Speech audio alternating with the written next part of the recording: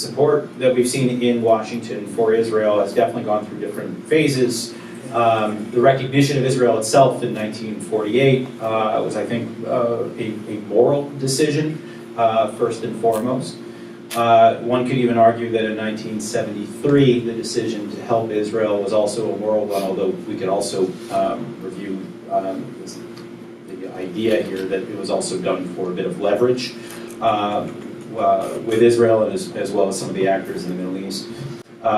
There's been support for self-interest. Certainly after the 1967 war, there was no denial that Israel was a burgeoning power in the region and that it made sense for the United States to wield that power in the way that it could. The war on terror, I think, was an interesting moment, and we may actually be past it at this point, but it was a kind of a mixed bag. We certainly worked with the Israelis, and we saw each other as being on the same team, although I have to say that we, in Washington, began to witness a certain hostility grow as the frustration mounted over the war on terror, as we found ourselves mired in wars in Iraq and Afghanistan and elsewhere. There was a sense that, okay, well, we're on the same team as the Israelis, but are we actually getting anywhere? The politics of why are we spending money over there when we should be spending money over here.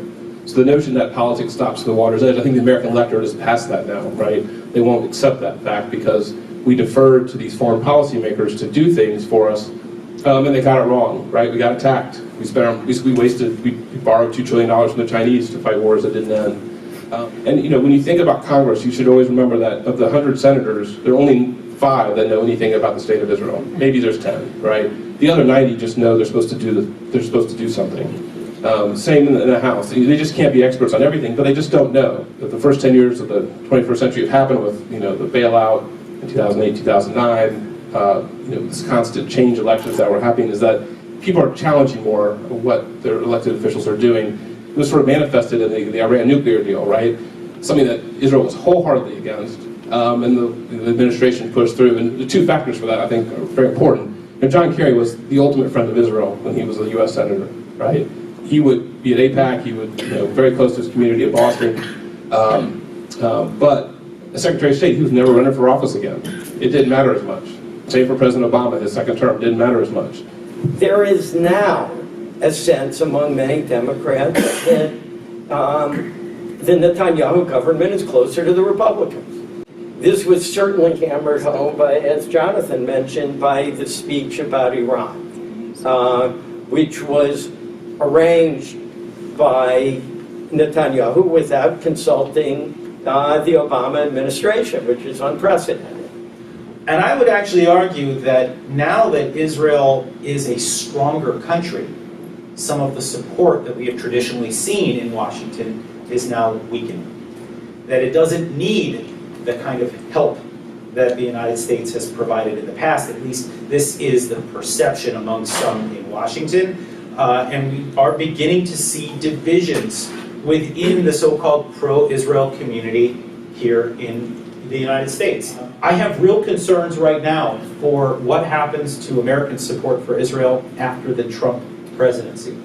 Because what we have seen over the last, let's say, 8-10 years is a pendulum that is swinging wildly.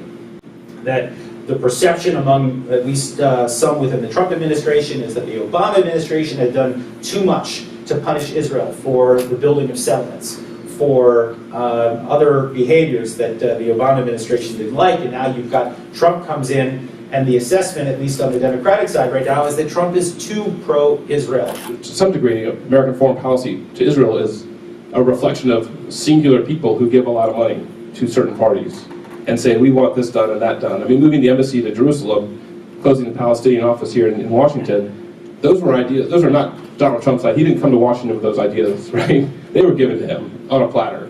When Trump is gone, as we see politicians want to undo what he is doing now, as those in the resistance are now thinking about how to counter what Trump has done, will Israel get caught in the crossfire?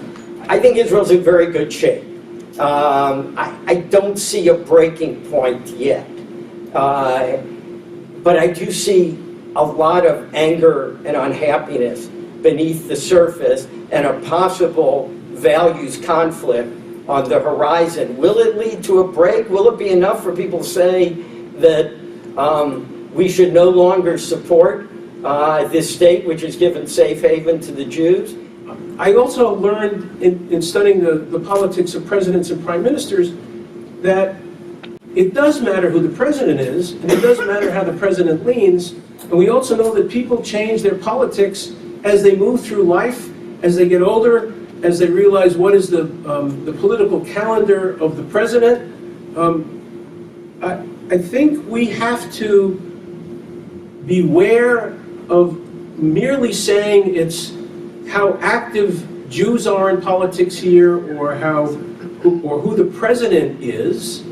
It has to do with a Middle Eastern region that's falling apart internally. It's absolutely falling apart. And it's not just what happens in Washington, and it's not just who votes. If the Middle East were different, the choices for American politicians would be dramatically different.